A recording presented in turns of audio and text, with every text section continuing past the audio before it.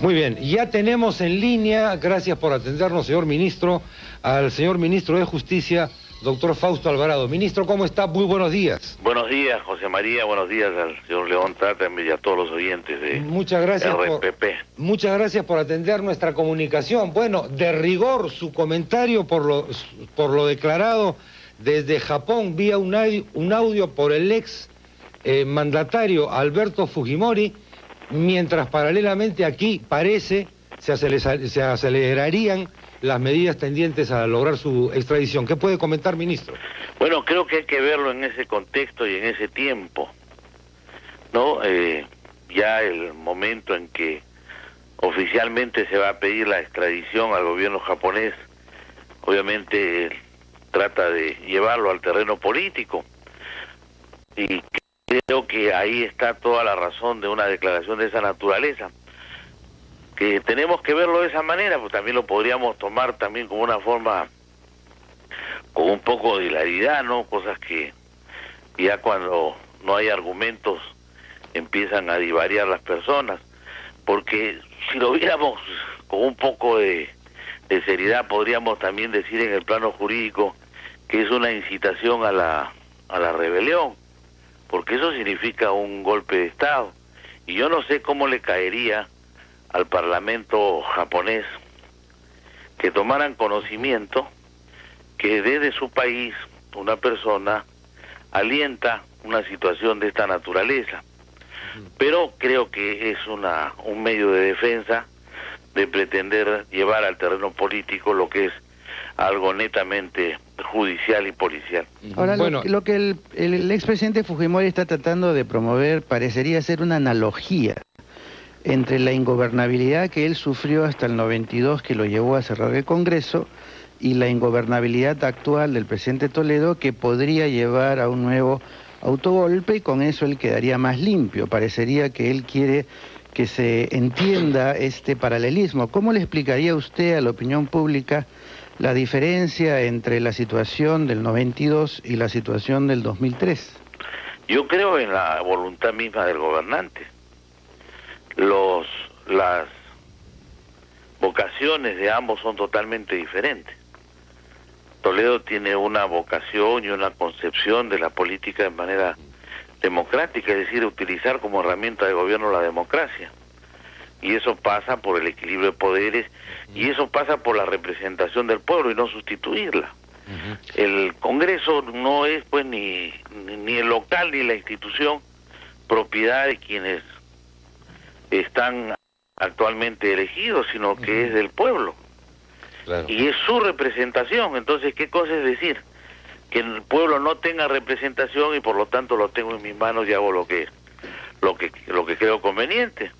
Y sabemos los resultados que eso tuvo, ¿no? Claro. Ahora, sobre el tema de la gobernabilidad a la que se refería León, ministro, hay declaraciones muy fuertes del presidente de la República, doctor Alejandro Toledo, justamente una en el Congreso.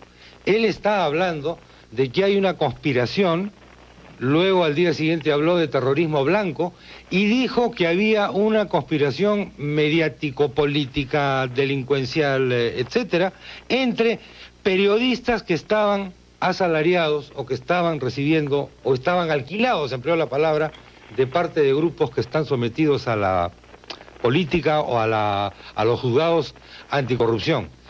Cuando el presidente dice esto y deja la cosa abierta sin mencionar nombres, evidentemente uno se pregunta, ¿el presidente le está echando la culpa de los resultados de las encuestas a un puñado de supuestamente poderosísimos periodistas comprados? ¿Quiénes serían estos periodistas en ese caso? Es lo que la gente tiene derecho a preguntarse. ¿Qué dice usted, ministro? No, hay que hablar de cosas que han resultado hasta cierto punto evidentes, ¿no? En la medida que va llegando el momento en que la justicia va a sentenciar los casos más importantes de corrupción, y en la medida en que también los trámites de extradición de importantes personajes ligados evidentemente a la prensa, no podemos negar en el caso de Ernesto Chuz y el caso de los hermanos Cusiat, son gente que han sido dueños de canales de televisión. Cada vez el embate más fuerte, se siente una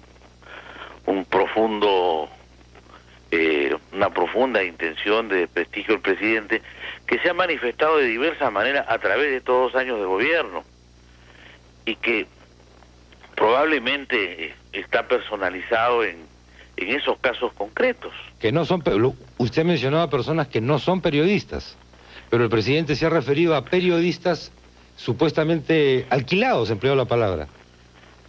No, bueno, hay algunas muestras, ¿no? Han habido reclamos ante organismos internacionales y han sido periodistas los que han concurrido.